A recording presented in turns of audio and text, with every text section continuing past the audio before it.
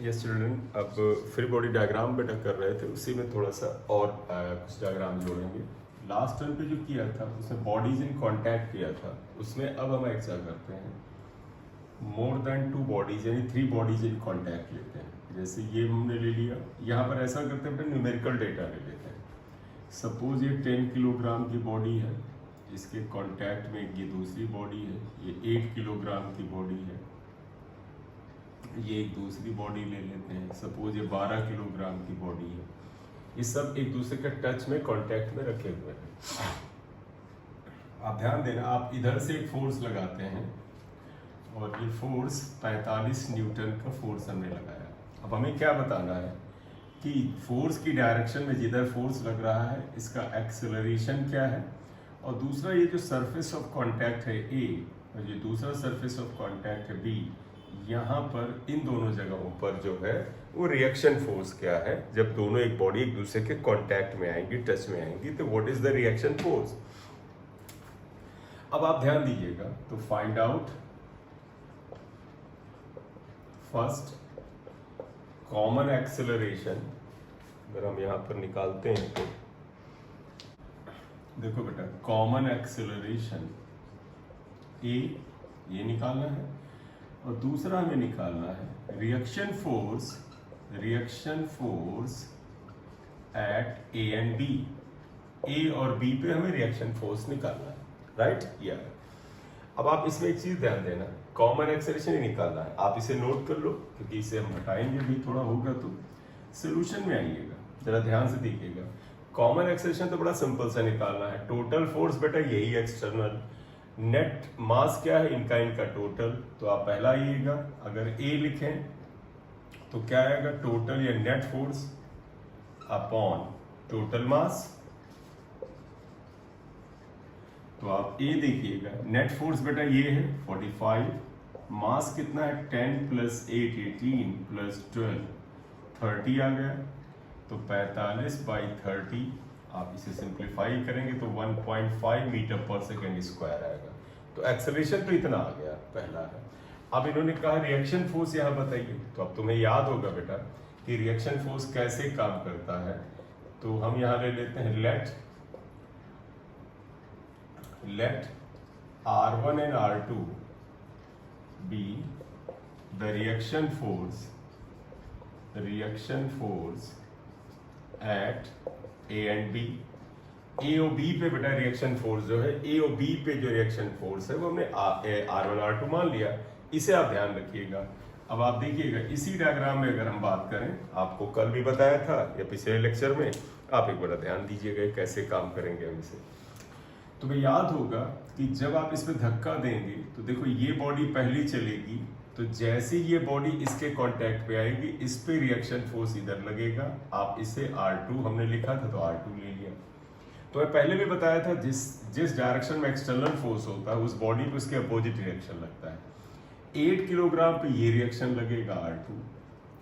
अब इसके धक्के से 8 आगे बढ़ेगा और इसके कांटेक्ट में आएगा तो 8 को इधर की ओर धक्का लगेगा, ये आया R1। और ये बॉडी इसके ऊपर एक रिएक्शन फोर्स यानी एक धक्का लगाएगा, इधर आया। तो इसमें ध्यान रखना, ये जो लेफ्ट में फोर्स है ये 10 पे है, ये जो लेफ्ट में फोर्स है ये आपका कहाँ पर आता, 8 पे आता है, ये आया। अब अगर हम इनको बनाए यहाँ पर तो आप देखिएगा इसी साइड से आते हैं। FBD of 10 kg। कल मैंने तुम्हें समझाया था या प्रीवियस लेक्चर में कि किसी बॉडी पे जिस पे सबसे कम फोर्स हो उन्हें सेलेक्ट करो, कैलकुलेशन कम रहते हैं, और जो निकालना है वो जरूर हो। तो देखो R1 निकालना है और 10 किलोग्राम पर सिर्फ यही फोर्स है। वर्टिकल फोर्स जो वेट और रिएक्शन है तुम्हें बताया था, उसकी जरूरत नहीं क्योंकि बॉडी हॉरिजॉन्टल में जा रही है। तो अगर हम FBD 10 किलोग्राम का बनाते हैं तो देखो ये 10 kg बॉडी है और इसके सिर्फ हॉरिजॉन्टल फोर्स दिखाए तो आप कहोगे इस पे फोर्स R1 लग रहा है। पूरी बॉडी का एक्सेलरेशन ए ही है जो 1.5 आ चुका है। तो आप क्या पाओगे कि एक्सेलरेशन ए इक्वल टू क्या है 1.5 ऑलरेडी है। तो बताइएगा net force in the direction of acceleration क्या है बेटा। नेट फोर्स अगर आप देखें in the direction of acceleration कितना है R1, और न्यूटन ने सेकेंड लॉ में बोला है फोर्स इक्वल टू क्या होता है ma, यानी ये फोर्स इक्वल टू एम का मतलब ये मास और ए का मतलब एक्सेलरेशन, फिलहाल पूरा लिख लो। R1 इक्वल टू 10 इंटू 1.5 यानी 15 न्यूटन आ जाएगा। तो रिएक्शन यहाँ पर 15 न्यूटन आ जाएगा। अब आ जाइए, तुम्हें चाहिए R2। आप पूरी तरह से ओपन है, मानो 8 किलोग्राम का एफबीडी बनाओ। इस पे देखो बेटा, ये R2 इधर लग रहा, R1 अपोजिट लग रहा है। या इसका बनाओ, हम 12 किलो का बना रहे हैं। या कभी काफी बच्चों को लगता है बीच वाला बना लीजिए, चलिए उसी को बना लेते हैं। बीडी ऑफ 8 किलोग्राम ये लेते हैं। देखो 8 किलोग्राम बॉडी का क्या हालचाल है, जरा गौर से देखें। ये 8 किलोग्राम की बॉडी है, ये आपने देखा। इस 8 किलोग्राम की बॉडी को आप अगर देखें तो क्या क्या इस पे हो रहा है। देखो 8 किलोग्राम पर ये वाला फोर्स इधर लग रहा है R2 और ये वाला फोर्स इधर लग रहा है R1। बॉडी जा किधर रही है भी तो आप देखिएगा, जिधर एक्सेलरेशन है लेफ्ट में जा रही है। तो पता नेट फोर्स किधर निकालते हैं, जिधर एक्सेलरेशन है। तो बताओ नेट फोर्स किधर होगा, कितना होगा। देखो एक्सेलरेशन की डायरेक्शन में R2 है, R2 और इसके अपोजिट है -R1 ये आया। तो देयरफॉर न्यूटन ने क्या बोला है कि नेट फोर्स इक्वल टू बेटा क्या होता है ma। m मतलब मास 8, a का मतलब a जो हमने 1.5 निकाला था। आप इसमें वैल्यूज रख करके अगर आप इसे सॉल्व करें, ये मिटा देता हूं, इधर सॉल्व कर लेता हूं। देखिएगा R1 की वैल्यू 15 आई थी, यहां रख लो। तो R2 minus 15 equal to 8 into 1.5। Obvious है बात है, ये 12 हो गया, ये 8। तो R2 इक्वल टू हो गया 15 प्लस 12। तो ये 12 हो गया, ये 15, तो ये आपका 12 27 न्यूटन आ गया। तो R2 आ गया 27 न्यूटन। तो इस तरह से ये फोर्स यानी इस तरह के क्वेश्चन ये किए जाते हैं जब बॉडीज कांटेक्ट में होती हैं। R1 R2 किधर लगाएंगे इसका निर्णय आप लेना देख लीजिएगा और चीजें आने लगती हैं। करेक्ट। अब आगे जाते हैं अगले टाइप का, एक बार नोट कर लें इसमें और फिर आगे बढ़ते हैं। नेक्स्ट अगर हम आगे बढ़े,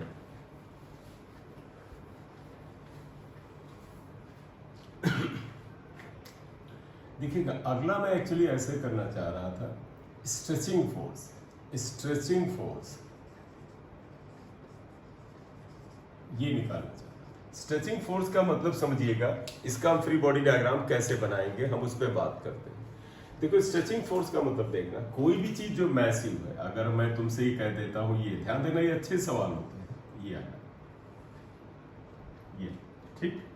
इस बॉडी का मास m है, इसकी अपनी कुछ लेंथ है, इसकी लेंथ l है, और आप ऐसा करते हो, इस पे एक फोर्स इधर लगाते हो F1 और एक अपोजिट फोर्स लगाते हो F2। इसकी वजह से इसमें एक तनाव पैदा होता है, और इसमें क्या, इसके हर जगह पे। तो आप क्या कर रहे हो, जैसे ये पेन है बेटा, ये आप मान लीजिए ये पेन है, ये हो गया, ये फोर्स आपने बाईं तरफ लगाया, ये फोर्स दाहिनी तरफ लगाया, तो पेन को दो लोग खींच रहे हैं, एक इधर एक इधर, दोनों फोर्स बराबर है नहीं। तो इसका मतलब अगर ये फोर्स बड़ा है, अगर हम मान लीजिए ये फोर्स बड़ा है, तो ये बॉडी इधर की ओर भागेगी। तो ये पूछ रहे हैं कि बताइए जिधर फोर्स है इधर इसका एक्सेलरेशन कितना है, वो फाइंड आउट करना। दूसरा आप खुद देखो बेटा, अगर इस पेन को फोर्स F1 से बाएं खींचें, फोर्स F2 से दाएं खींचें, तो इसके डिफरेंट जगहों पर तनाव पैदा होगा। और आप ध्यान रखिएगा, अगर बॉडी का मास है तो तनाव हर जगह पर अलग अलग होगा। तो मैं बताया था मासलेस स्ट्रिंग होती है तो टेंशन हर जगह सेम था, लेकिन क्योंकि इसका मास m है तो टेंशन, तनाव, स्ट्रेचिंग अलग अलग होगा। आप इमेजिन करो कि अगर हम कुछ ज्यादा ही फोर्स लगा दें तो हो सकता है ये पेन एक जगह से टूट जाए। क्यों? क्योंकि वहां पर तनाव बढ़ गया था तो वो टूट गया। अगर तुम्हें ये गलती लगे कि सर हर जगह टेंशन बराबर हो, तो ध्यान रखना, जब एक्सेसिव फोर्स लगा दोगे तो अगर हर जगह टेंशन बराबर था तो पेन जहां से टूटेगा तो एक जगह से नहीं, उसको हजारों जगह से टूटना चाहिए, क्योंकि हर जगह पर फोर्स बराबर था, टेंशन बराबर था, स्ट्रेचिंग बराबर था। लेकिन पेन एक जगह से टूटेगा क्योंकि वहां पर स्ट्रेचिंग सबसे ज्यादा था। और जब कोई चीज मैसिव होती है तो स्ट्रेचिंग फोर्स उसके डिफरेंट पॉइंट पर डिफरेंट होते हैं। ये चीज ध्यान रखो। कुछ भी देख लो, मेरे हाथ को कोई इधर खींचे और कोई इधर खींचे तो मेरे हाथ में तनाव आएगा, यहाँ दर्द ज्यादा, यहाँ कम, या ऐसे कुछ होगा। और हो सकता है ज्यादा प्रयास करें तो हो सकता है मेरा हाथ एक जगह से टूट जाए। कहाँ से टूटेगा? जहाँ पे स्ट्रेचिंग सबसे ज्यादा हो गया। वही हाल इसका हो रहा है। तो इनका मतलब है कि अगर इसका लेंथ l है, मास m है, इस पे ये फोर्स F1 लगाते हैं, इधर F2 लगाते हैं, तो हमें एक तो एक्सेलरेशन पता करना है कि इसका कॉमन एक्सेलरेशन क्या है। तो हम यही लिख रहे हैं, if F1 is greater than F2 then find number 1 acceleration A and number 2 stretching force at points. और वो कुछ पॉइंट डिसाइड करते हैं। देखिएगा किन पॉइंट्स पे स्ट्रेचिंग फोर्स हम लेंगे, ध्यान देना। एक तो हम इसका मिड पॉइंट लेना चाहते हैं। अगर आप एक क्रॉस सेक्शन इसके मिड पॉइंट से खींच दो, ये चलो हमने खींच दिया, ये आप इस पॉइंट पे ले लें, इसे हमने सी से लिख दिया। दूसरा हम चाहते हैं कि स्ट्रेचिंग आप यहाँ पर लगा दीजिए, और इस जगह पे अगर आप लगाते हैं, इसको हमने डी से लिख दिया, पॉइंट डी पे बताना है, और डी की डिस्टेंस आपको प्रोवाइड की जाएगी कि भैया एक तरफ से इसकी ये दूरी है। तो स्ट्रेचिंग फोर्स एट पॉइंट्स सी जो कि मिड पॉइंट है एंड डी, और डी की कितनी दूरी है बताया गया है। ये हमारा क्वेश्चन है यहाँ पर, करेक्ट। अब आप जरा देखिएगा इसमें करेंगे क्या। पहला तो बड़ा सिंपल सा है, acceleration equal to net force. Net force बताइए क्या आएगा, आप सभी लोग देखिए, ये फोर्स बड़ा है, ये छोटा है, दोनों एक दूसरे के खिलाफ हैं। तो सोल्यूशन में अगर आइएगा, पहला A equal to net force upon total mass. Mass तो खैर एक ही है तो टोटल लिखे हैं सिंपल। नेट फोर्स क्या होगा बेटा, दिस फोर्स इज ग्रेटर, देखो लिखा था F1 इज ग्रेटर, यहां से हटा दे तो यहां लिखा है, तो इसका मतलब greater force minus smaller force upon m। तो ये तो बेटा एक्सेलरेशन आ गया, इसको एक नंबर लिख करके लिख दो, एक आंसर आ गया।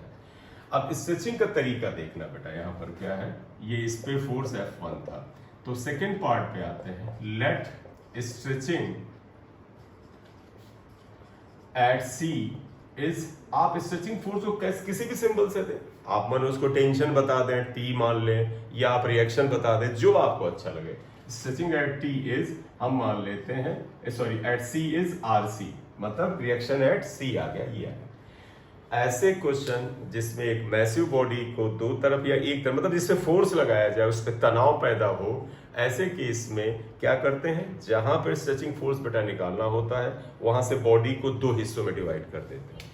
तो आप क्या करेंगे, divide body into two parts at C पर इसको दो हिस्से कर दो। ये एक्सेलरेशन ध्यान रखिएगा, स्पेस बना रहे हैं थोड़ा। तो आप देखिए क्या करिएगा, इससे यहां से दो टुकड़े कर दीजिए, बाकायदा दोनों हिस्से मनो बना लीजिए। आप कह दो कि सर दो हिस्से कर दिए, तो ये ऐसे है, एक हिस्सा इधर ले लिया और एक हिस्सा इधर ले लिया। अब आप बताइएगा, C ये था, पॉइंट C ये था, दोनों एक साथ थे, हमने अलग कर दिया। तो आपने क्या कहा, आपने कहा सर आपने ऐसे किया, इसके दो हिस्से कर दिए। देखो C मिड पॉइंट था, इसका मतलब है ये लंबाई L/2, ये L/2 होगा। पूरा मास M था, तो बताओ अगर दो बराबर हिस्से किए तो इसका मास M/2 होगा, इसका M/2 होगा, क्योंकि बराबर हिस्से किए। आप ध्यान देना, इधर फोर्स F1 होगा। अब ध्यान देना, इस जगह पे स्ट्रेचिंग फोर्स किधर होगा। देखो बेटा, इधर वाला टुकड़े पर एक्सटर्नल फोर्स अगर दाहिनी तरफ है ये, तो स्ट्रेचिंग बाईं तरफ होगा। मैंने बताया एक्सटर्नल फोर्स के अपोजिट होगा।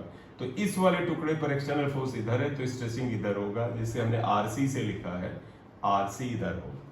अब जरा आइएगा ये वाला टुकड़ा, देखो ये वाले टुकड़े पे ये फोर्स इधर लग रहा था, और एक्शन रिएक्शन के सिद्धांत से पता है कि अगर इस वाले पे स्ट्रेचिंग लेफ्ट में है तो इस पे राइट में होगा, ये RC होगा। और ये भी कह सकते हो सर ये एक्सटर्नल फोर्स के खिलाफ होगा। ठीक है, एक पे चेक करो कि सर ये फोर्स इधर था तो RC इधर, ये रिएक्शन फोर्स के फॉर्म में दूसरी तरफ आ रहा है। अब आपको अगर लगे कि सर RC निकालने के लिए किसका हम फ्री बॉडी डायग्राम लें, ये लेफ्ट वाले का राइट का, जिसका बिलो आंसर सेम आएगा, राइट। तो अब आप इसमें क्या करें, मैं राइट वाले को उठा लेता हूं, फॉर राइट पोर्शन या राइट पार्ट जो है ये लिया है। बताओ इस वाले पार्ट पर आप ध्यान देना, हमने इसके पहले ये इस वाले फोर्स को बड़ा माना था, इसलिए बॉडी जा किधर रही थी, इस तरफ जा रही थी। तो इसका मतलब दोनों पोर्शन का एक्सेलरेशन इधर है, एक्सेलरेशन इधर है। जिधर एक्सेलरेशन होता उधर ही हम नेट फोर्स निकालते हैं। क्लियर। नेट फोर्स क्या आ जाएगा आप बताइएगा, net force equal to F1 minus RC। देखो एक्सेलरेशन की डायरेक्शन में F1, इसके अपोजिट RC ये आया। अब फोर्स इक्वल टू क्या होता है, ma होता है, therefore F1 minus RC equal to ma। m बेटा ये है, तो मास न्यूटन सेकेंड लो लगा रहे हैं, a हमने पिछले में निकाला था। अब अगर आपको RC चाहिए तो देखो RC इक्वल टू हो जाएगा F1 minus ma upon 2। Simplify करना पड़ेगा बेटा, तो देखो F1 minus m by 2, a की वैल्यू हमने शायद F1 माइनस F2 अपॉन हमने क्या निकाला था, m निकाला था, mm कैंसिल होगा तो RC इक्वल टू आ जाएगा F1 minus F2 upon 2। LCM लेके सॉल्व कर लीजिएगा, 2 एलसीएम हुआ तो 2F1 minus F1 plus F2 आएगा, 2F1 minus F1 plus F2 upon 2। तो आप देखें तो अर्थमेटिक मीन के बराबर आ रहा है, तो इसलिए RC इक्वल टू ये आया F1 प्लस F2 अपॉन 2। तो क्या तरीका बेटा डेवलप किया, जिस जगह स्ट्रेचिंग फोर्स चाहिए वहां से बॉडी के दो हिस्से कर दो, जितने भी हो। अब ऑब्वियस बात, अगर आप ये समझ गए, इसे नोट कर लें, तो मैं इस जगह बता दूं, इसमें थोड़ा सा कैलकुलेशन आपको करना पड़ेगा। ठीक है बेटा, हो गया। चल, अब हमें चाहिए stretching force eight D point पे चाहिए, तो अब हमें डी पे करना है। तरीका बेटा वही है, डी से इसके दो हिस्से करो, एक बायां वाला छोटा हिस्सा, एक दाहिना वाला बड़ा हिस्सा। तो आप लिखो let stretching at D is, D पे हमने क्या ले लिया, आर डी ले लिया, ये हमने स्ट्रेचिंग ले लिया है डी पे। डी पे स्ट्रेचिंग अगर आर डी आया तो बेटा वो चीज मैं लिख नहीं रहा हूं, आपको बता दिया था। आप यहां से दो हिस्से करिए, तो आप देखो बेटा, एक ये हिस्सा करोगे, ये आप कहोगे सर ये वाले हिस्से की लंबाई x के बराबर है, इसका कुछ मास होगा, आप मान लें m डैश होगा। देखो यहाँ ये वाला छोटा हिस्सा, ये छोटा हिस्सा ये हमने लिया, इस पे फोर्स इधर था F1, पूरा सिस्टम जा बेटा दाहिने रहा था, इस पे एक्सेलरेशन दिखा देना इधर, ये पॉइंट D था। अब बताओ बेटा यहाँ स्ट्रेचिंग किधर लगेगा, जिधर एक्सटर्नल फोर्स है उसके अपोजिट, F1 नहीं F2 फोर्स था बेटा, ये इसके अपोजिट लगेगा, आप इसे लिख देना RD। अब यहीं से दूसरा पोर्शन ले लीजिएगा, ये अगर आप इसकी लंबाई को लिखने का इंटरेस्ट रखते हैं तो आप बताइएगा बेटा, इसकी लंबाई x है, पूरी की लंबाई L थी, तो इसकी लंबाई L माइनस x है, हालांकि इसकी जरूरत नहीं पड़ेगी आपको, राइट। फोर्स इधर था F1, इधर की रिएक्शन फोर्स RD ही रहेगा, या स्ट्रेचिंग फोर्स RD रहेगा, ये आया, और ये दो पार्ट करिए, क्लियर। एक्सेलरेशन पूरे सिस्टम का इधर ही है, दाहिनी तरफ। फिर देखिएगा आरडी निकालने के लिए आपकी चॉइस है कि इस हिस्से को निकालते हैं कि इसको ही निकालते हैं। इस हिस्से का मास m डैश है, पता नहीं बेटा, सॉल्व करना पड़ेगा।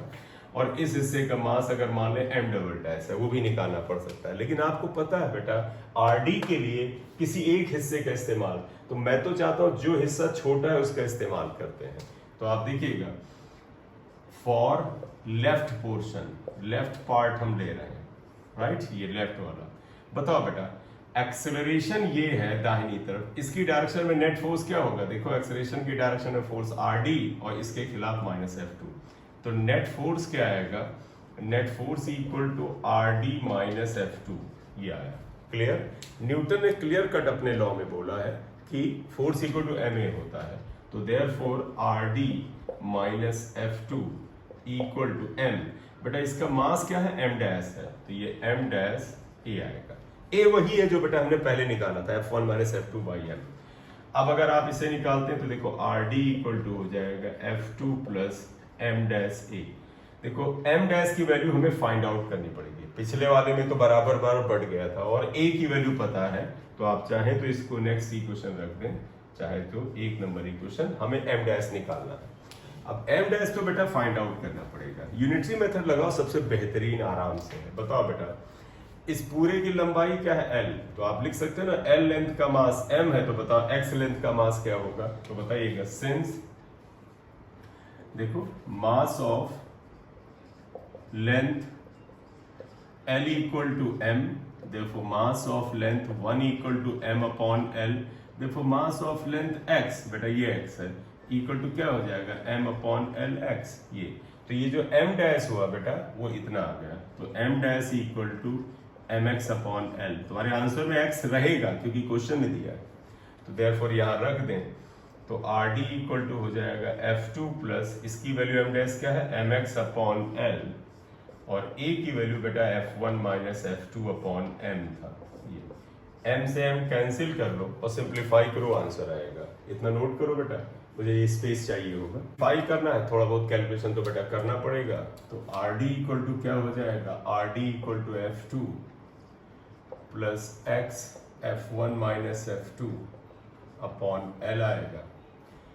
अगर हम इसमें चाहें सिंप्लीफाई करो या छोड़ दो, एलसीएम लेना है तो चलो एल ले लेते हैं। तो देखो ये क्या हो जाएगा, F2L plus X F1 minus x F2, ये आया। अब चॉइस हमारी आपकी है, F2 कॉमन ले लेते हैं। तो देखो बेटा F2 कॉमन ले लिया तो L माइनस एक्स आ गया, प्लस F1 देखो इंटू एक्स आ गया, और अपॉन एल ये आ गया। ये तो आंसर कैसे निकालेंगे, ये क्वेश्चन का ऑप्शन तय करेगा, ये आया। लेकिन ये तरीका, इस टाइप का क्वेश्चन इंपॉर्टेंट होता है, इसे कर लो बेटा। वो फ्री बॉडी डायग्राम में कुछ एक न्यूमेरिकल लेते हैं, जैसे क्वेश्चन ये ले लेते हैं, जैसे पिछला किया था बेटा, उसका न्यूमेरिकल फॉर्म ले लेते हैं। हमसे ऐसे बोला गया, देखो ऐसे न्यूमेरिकल, ये एक बॉडी है, इसका मास कुछ है। सपोज इस बॉडी का मास जो है वो 18 किलोग्राम, 18 किलोग्राम मास है। ये हॉरिजॉन्टल सरफेस पे ना बनाए तो भी हॉरिजॉन्टल मानिएगा आप, यहाँ पर है। इस तरफ इसके में फोर्स लग रहा है, फोर्स दोनों तरफ लगना जरूरी नहीं है, एक तरफ भी लगा सकते हैं। तो मान लीजिए इस पे फोर्स लग रहा है 72 न्यूटन, और इधर की ओर फोर्स लग रहा है 36 न्यूटन। ये दो फोर्स लग रहा है। ऑब्वियसली बात है, जो फोर्स ज़्यादा इधर की ओर बॉडी जाएगी तो इसका हमें एक्सेलरेशन पता करना है। इसकी लंबाई इन्होंने दे रखी है कि इसका मास 18 है, और लेंथ इसकी जो है वो L जो है, L इक्वल टू हम ले लेते हैं 3 मीटर, 3 मीटर इसकी लंबाई है बेटा। हमसे बोला कि स्ट्रेचिंग फोर्स मिड पॉइंट पे बनाइए जो C पॉइंट से जाता है, मिड क्रॉस सेक्शन पे बनाइए जो C से जाता है। इसके अलावा स्ट्रेचिंग फोर्स आप यहाँ कोई फार्मूला पहले वाला मत मानिएगा, D पे बनाइए, और D की डिस्टेंस इन्होंने इसकी दे दी है कि मान लेते हैं ये डिस्टेंस 0.6 है।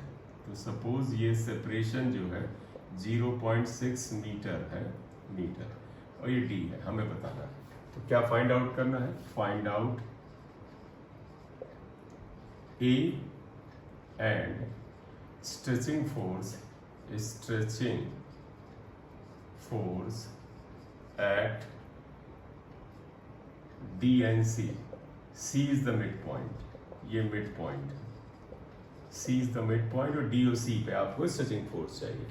पहले बेटा देखिएगा, तरीका तो बड़ा सिंपल सा है। आपका क्या है बताइएगा, A इक्वल टू क्या होता है बेटा, एक्सेलरेशन होता है नेट फोर्स अपॉन टोटल मास, टोटल मास ये आ गया। नेट फोर्स क्या है, देखो ये 72 बड़ा है, ये छोटा है, तो आप निकालेंगे 72 माइनस 36 अपॉन मास, मास 18 है, तो इसका मतलब 36 अपॉन 18 इक्वल टू 2 मीटर पर सेकेंड स्क्वायर।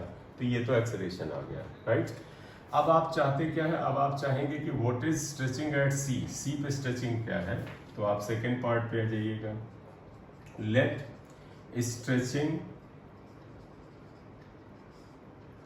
एट सी, RC या TC जो भी लिखना चाहे ये है। तरीका क्या बेटा, आपको ध्यान होगा, बॉडी को वहां से दो हिस्सों में डिवाइड कर दीजिए। तो आप यहाँ पर बॉडी को दो हिस्सों में डिवाइड कर देंगे, ये होगा। तो आप क्या करिए, आप बेटा यहाँ से तुरंत बॉडी को दो हिस्सों में डिवाइड कर दीजिए।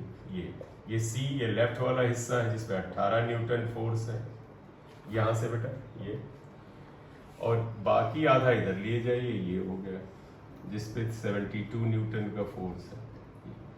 ये भी C है। आपको पता है स्ट्रेचिंग कैसे लगता है, आपको फोर्स का अंदाजा होगा। जो एक्सटर्नल फोर्स है इस पे इधर की ओर लगेगा, दैट इज RC, और ये जो है बेटा इधर की ओर भी लगेगा RC, ये आएगा। तो आप स्ट्रेचिंग फोर्स आप ऐसे लगा लीजिए। एक्सेलरेशन देख लो बेटा, दोनों का एक्सेलरेशन E इक्वल टू 2 है, वो तो जिधर था उधर ही आएगा, ये आने वाला, राइट। अब आ जाइए, किसका FED आप निकालोगे, आपको इतना पता होना चाहिए, इवन आपको याद ही होगा, क्योंकि C मिड पॉइंट था, इसका पूरा मास 18 था, तो इसका मास 9 किलोग्राम होगा, इसका भी मास 9 किलोग्राम होगा। किसी का भी निकाल लो FBD, किसी के ऊपर FBD या नेट फोर्स निकाल लो। हम चलो लेफ्ट वाले का निकाल लेते हैं। Net force on left part पे नेट फोर्स निकालिए, वो कितना आएगा बेटा? ध्यान देना लेफ्ट पार्ट ये है जो C पे है। देखो हमें एक्सेलरेशन की डायरेक्शन में फोर्स चाहिए। एक्सेलरेशन पूरी बॉडी का दाहिनी तरफ था तो आएगा RC माइनस 18, तो that would be equal to RC minus 18। Newton ने क्या बोला बेटा कि जो फोर्स होता है वो ma के बराबर होता है, force equal to ma, therefore RC minus 18 equal to mass into acceleration, RC equal to 18 plus ma। ध्यान रखना m क्या है, m वही जिसके ऊपर नेट फोर्स निकाला, ये 9, तो m इज 9 और a इज 2, तो 36 न्यूटन आ गया। ये आना चाहिए RC, तो यहाँ पर आ गया। ठीक है, तो RC तो आपको पता चल गया what is reaction at C या what is stretching force eight C। अब हम ले सकते हैं कि D पे क्या है, इसमें थोड़ा सा ज्यादा आपको कैलकुलेशन करना पड़ता है। मेथड सेम ही है बेटा आपको, तो एट हम ये D ले लेते हैं, एट D हम स्ट्रेचिंग फोर्स निकाल लेंगे। आप क्या लिखना क्या जरूरत है, मान लीजिए सीधे ये पोर्शन है, देखो ये D वाला, इस पे देखिएगा इधर की ओर कितना फोर्स है 36 न्यूटन, तो स्ट्रेचिंग इधर की ओर कितना आ जाएगा RD आ जाएगा। आप इसको बांट लीजिए, बाद में ये वाला पोर्शन हो गया, आप देखो ये आ गया। लंबाई आपको पता है ये 0.6 है, ये लंबाई कितनी हो गई बेटा, 3 में 0.6 आप घटा दीजिएगा, 2.4 मीटर लंबाई हो गई। इससे फोर्स कितना है अगर आप देखें तो ये 72 न्यूटन हो गया, और इस पे क्या आएगा फोर्स RD आ रहा, ये RD, ये RD आ रहा। अब ध्यान देना सारा सिस्टम तो जा उधर ही रहा ना, A की तरफ, तो आप कहोगे A इसका भी 2 है, A इसका भी 2 है। RD चाहे बेटा इसके ऊपर नेट फोर्स निकालो चाहे इसके ऊपर, दोनों पे आएगा। मैं छोटे वाले को प्रेफर करता हूँ, तो बताओ बेटा लेफ्ट पार्ट अगर आप यहाँ सेलेक्ट करें तो बताइएगा नेट फोर्स कितना आता है बेटा लेफ्ट पार्ट पर। देखो ये फोर्स एक्सेलरेशन की डायरेक्शन में लेंगे, RD माइनस 36 ये आएगा। अब आपको पता है फोर्स इक्वल टू क्या होता है ma। अब आप कहोगे कि इस हिस्से का मास क्या है, चलो कुछ मान लेते हैं, m डैश कर लेंगे। देयरफॉर न्यूटन के अकॉर्डिंग बेटा फोर्स इक्वल टू क्या होता है, यानी RD माइनस 36 इक्वल टू क्या होता है, मास ऑफ दिस पार्ट, और एक्सेलरेशन यही a 2 हम रख लेंगे, m डैश निकालना पड़ेगा। तो आप चाहें तो इसको इक्वेशन 1 लिख लें। m डैश याद करिए हमने यूनिटरी मेथड से निकाला था। Same work has to be repeated, आप सेम प्रोसेस आप रिपीट करेंगे तो आएगा। क्या यूनिटरी मेथड था अगर आपको ध्यान हो, since mass of length 3 metre, mass of length 3 metre equal to 18 kilogram. देखो 3 मीटर लंबाई का मास 18 है, therefore mass of length 1 metre equal to 18 by 3, therefore mass of length 0.6 metre. बेटा इस वाले टुकड़े का मास चाहिए m डैश, ये 0.6 है, that is equal to 18 by 3 into 0.6 आया, ठीक 6 3.6 आ जाएगा, नहीं